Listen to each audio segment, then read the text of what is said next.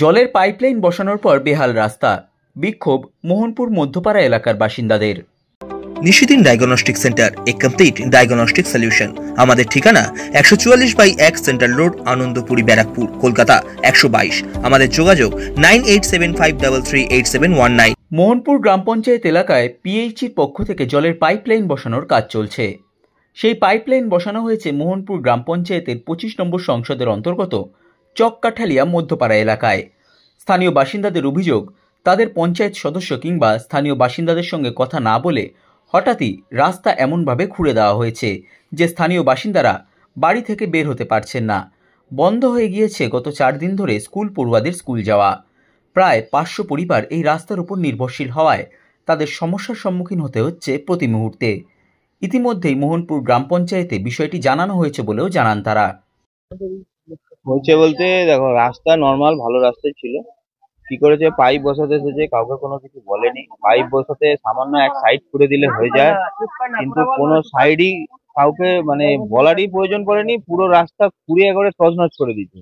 সাধারণ মানুষ যেতেই পারছে না, কাজে বেরোবে। আমি তো এই যাচ্ছি 2 দিন বাড়িতে, কাজে বেরোতে পারছি না, স্কুল কেউ যেতে পারছে না। একজন টোটো নিয়ে, আমার মামা টোটো নিয়ে বেরোবে, টোটো নিয়ে বেরোতে পারছে না। ওর বাড়ির সামনে পুরো জেসিবি ঢুকে গেছে, পুরো জেসিবি। সেই জেসিবি তুলতে গিয়ে যা করেছে, অবস্থা খারাপ।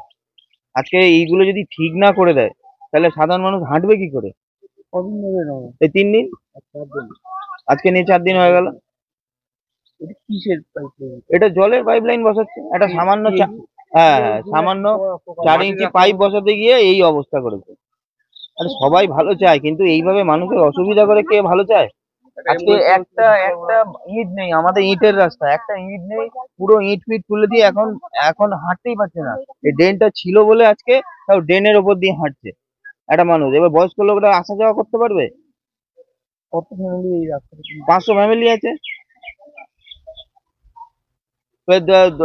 এইটুকানি না দাদা, পুরো 3000 ফুট মতন প্রায় করে ফেলেছে এরকম, বেশি তো কম না দাদা। দীর্ঘদিনের সমস্যা হচ্ছে আমাদের রাস্তা। আমাদের যা রাস্তার পরিবেশে, আমাদের এখানে যে পরিবেশে আমরা বাস করি, এই সিপিএম এর আমল থেকে একই পরিকল্পনাভাবে ওরা কাজ করে যাচ্ছে। কোনো দিক দিয়ে বেরোবার নির্দিষ্ট একটা রাস্তা নেই। যা আমরা যেখানে দাঁড়িয়ে আছি, এটাও সিপিএম এর আমলের তৈরি রাস্তা। এর আগে আমাদের এই 13 বছর দিদি সরকারের থেকে যারা এই পঞ্চায়েতের সদস্য ছিলেন, তারা বিন্দুমাত্র কাজ করে যায়নি। তারা শুধু কাজ করার মধ্যে এই জল নিকাশি ব্যবস্থা একটু ড্রেনটা করে দিয়ে যেতে, কিন্তু জল যায় না। তাদের বলে বলে আমরা কর্ণপাত করে মানে এটা সেট আপ হয়ে গেছে। এখন আমাদের সমস্যা হচ্ছে দাদা, এই পাইপটা যখন খনন করে জলের পাইপ, আমাদের যে পঞ্চায়েতের সদস্য নতুন হয়েছেন মৌসুমী মন্ডল, ওনাকেও জানাননি। আমরা প্রথম বাধা দিতে গেছিলাম, আমাদের বললো সার্কুলার আছে, কন্ট্রাক্টর বললো আমরা করতেই হবে। ঠিক আছে, সার্কুলার আছে, আপনি করুন। করার মধ্যে এই সরু রাস্তা, কাঁচা রাস্তায় উনি জেসিবি দিয়ে খুঁড়ে রাস্তাটাকে যা পরিস্থিতি করে দিয়েছে, এই ধান চাষ মাছ চাষ করা ছাড়া আর এখন আমাদের উপায় নেই। আমাদের এখানে দিনমজুরি খায় সবাই, কারো অটো আছে, কারো টোটো আছে, কেউ ভ্যান চালায়, বেশিরভাগই রাজমিস্ত্রি আছে। এই ঠিক আছে, বেশিরভাগই রাজমিস্ত্রি আছে।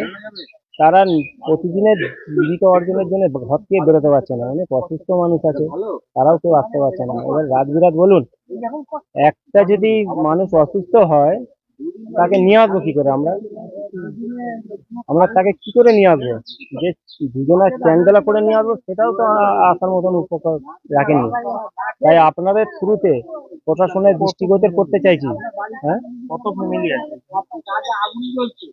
500 থেকে 600।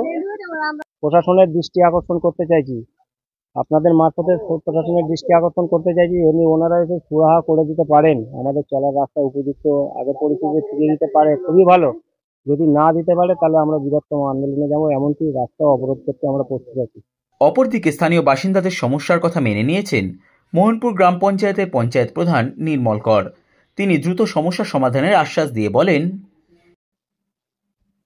এই জেসিপি দিয়ে সাইডের রাস্তা কেটে জলের পাইপলাইন বসাচ্ছে। জলের পাইপলাইন বসাতে গেলে মাটি কাটবে, মাটি ওপরে উঠবে, কাদা।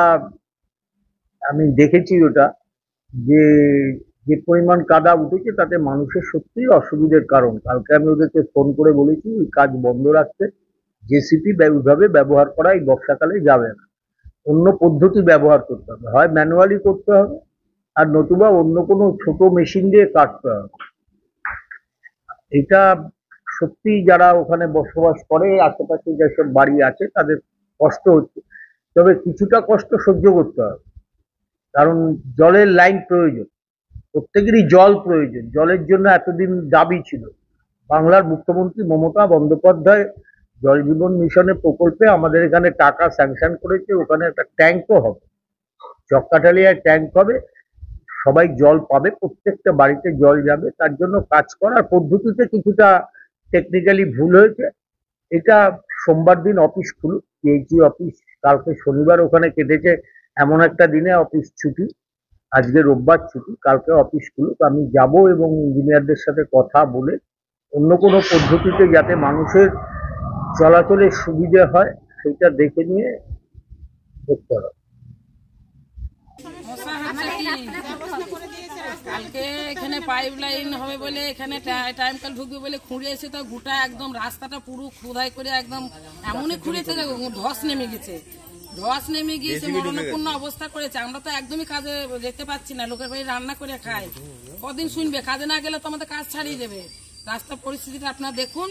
তারপরে এইরকম পাইপ লাইন আমাদের দরকার ছিল না তো, যে একটা জল খেতে গিয়ে যদি এরকম না বেরোতে পারি বাড়ি থেকে। এইরকম কাজ কোনো জায়গায় হয়নি, আমি এইখানেই দেখলাম। হ্যাঁ, জল না খাওয়ার আগেই এরকম অবস্থা। রাস্তাঘাটে এমন গাড্ডা করেছে, এখন বেরোনোর পরিস্থিতি নাই, কেউ বেরোতে পারছি না, আমরা কেউ কাজে যেতে পারছি না, এমনকি আমরা দোকানেও আসতে পারছি না। দোকানের প্রয়োজন হলে আমরা রাতে না খেয়ে থাকার মতন।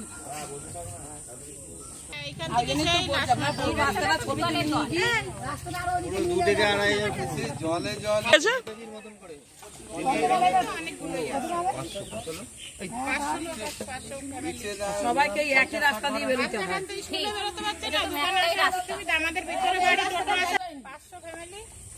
সবারই প্রবলেম, কেউ স্কুলে যেতে পারছে না, কেউ কাজে যেতে পারছে না। কেটে দিয়ে চলে গেছে, গিয়ে দাঁড়িয়ে গিয়েছে রাস্তা কাটতে। একদিকে তো বুঝায়নি, বুঝিয়ে দিল কিন্তু এই ঘটনাটা হতো না। ওরা কেটে একদম ডাইরেক্ট চলে গেছে ওই মাথায়, কমপ্লিট করেছে। অল্প অল্প পাইপ ফেলে অল্প অল্প বন্ধ করে দিলে এতটা কাদা হতো না। আর এমন আছে, আগে থাকতে পাড়াতে একটু জানানোর প্রয়োজন মনে করেনি, লোকের টোটো নিয়ে বেরিয়ে গিয়েছে, বাড়ি এসে টোটো ঢুকাইতে পারছে না, লোকের বাড়ি টোটো রাখছে। এবার বাড়ি কয়দিন রাখবো, আর চার্জ দিয়ে গাড়ি লোকে কয়দিন চার্জ দিতে দেবে। আর আমাদের একটা সামান্য পাইপ বসাতে গিয়ে পুরো জেসিবি মাটির মধ্যে পুরো ঢুকিয়ে দিচ্ছে, পুরো জেসিবিটা ওইখানটা যাবে পুরো এতটা করে, মানে এক মানুষ। এগুলো তো তাও নিজেরা করে ঠিক করেছে, বুঝতে পারবে না। সাধ্যের মধ্যে স্বপ্নের ফ্ল্যাট খুঁজছেন? লাবণ্য গ্রুপের পক্ষ থেকে ব্যারাকপুর হরিসভা মন্দিরের নিকটে সোনাঝুরি আবাসন। থাকছে lift, top floor, set, 0% GST। এছাড়াও থাকছে ব্যাংক লোনের সুব্যবস্থা। ফ্ল্যাট বুকিং চলছে। আমাদের যোগাযোগ 7278 200 456।